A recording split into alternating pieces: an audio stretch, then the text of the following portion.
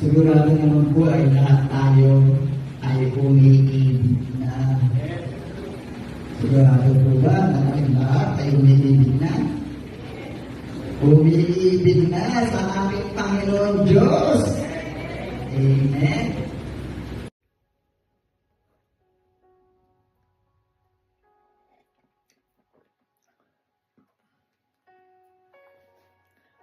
Good morning, good day, Church Day, Lord Day. I'm Brother Cesar Capistrano. Muli na naman po mag-share sa inyo ng Word of God. Ang ating pong topic sa araw na ito, panlabas na anyo. Ano ito? Sa Biblia, ating pong aalamin yan. Meron po tayo isang talata sa araw na ito. Bago ko po basahin ang talata, tayo pa'y manalangin muna.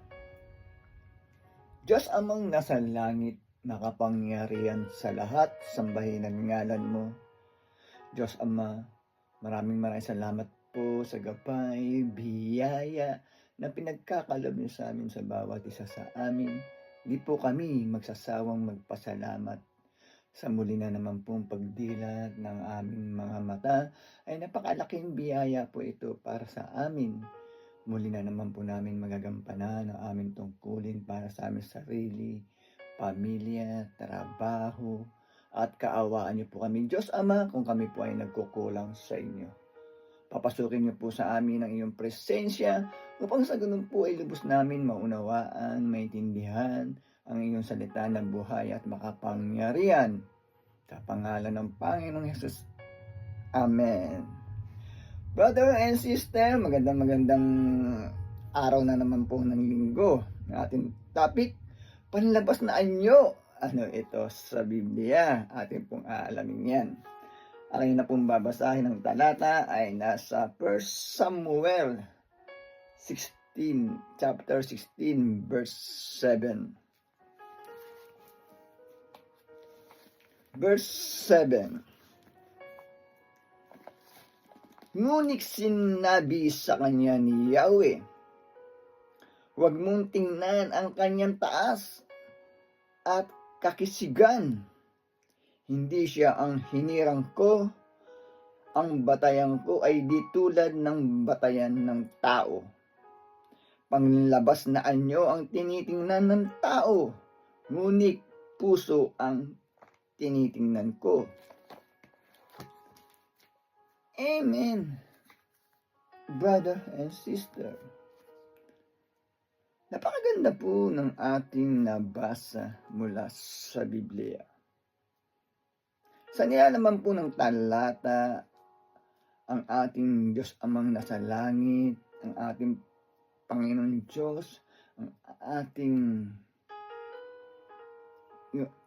yung sa ating naglikha, mismo ang nagsabi na huwag mong tingnan ang kanyang kakisigan,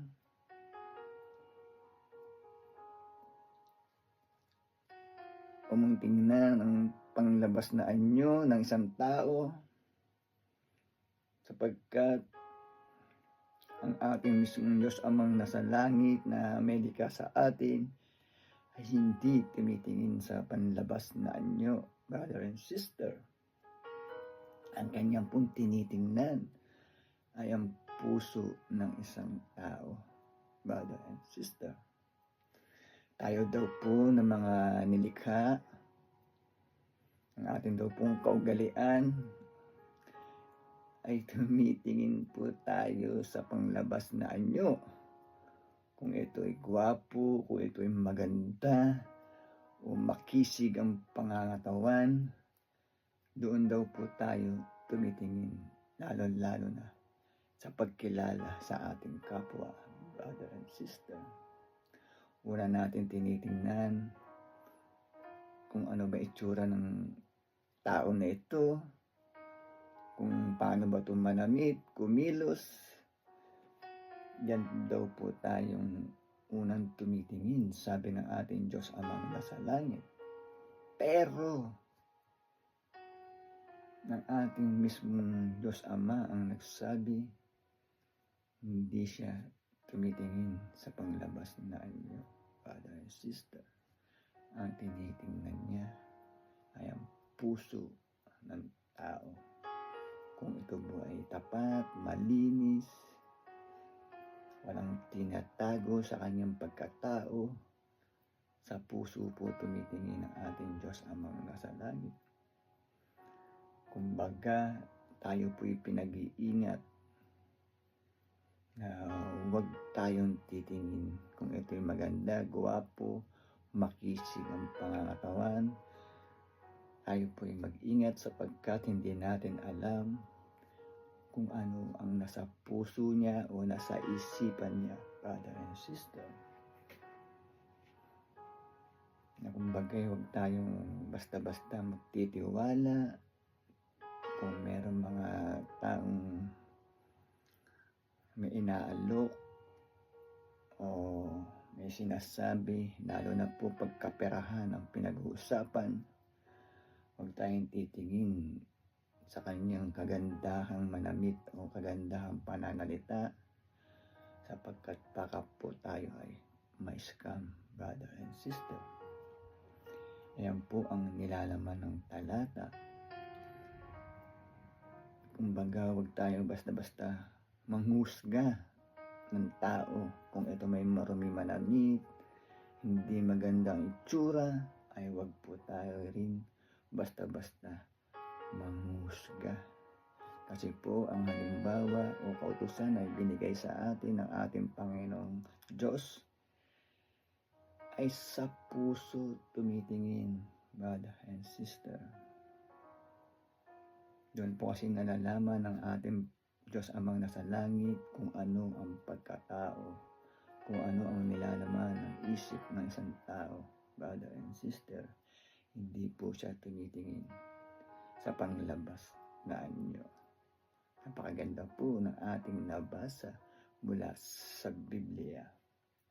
Kaya po sana ay huwag po tayong manawa makinig every Sunday na aking po binabahagi na salita ng Diyos na buhay at makapangyarihan upang sa ganun po ay magkaroon tayo ng kaalaman, gabay at kontrol dito sa sanlibutan.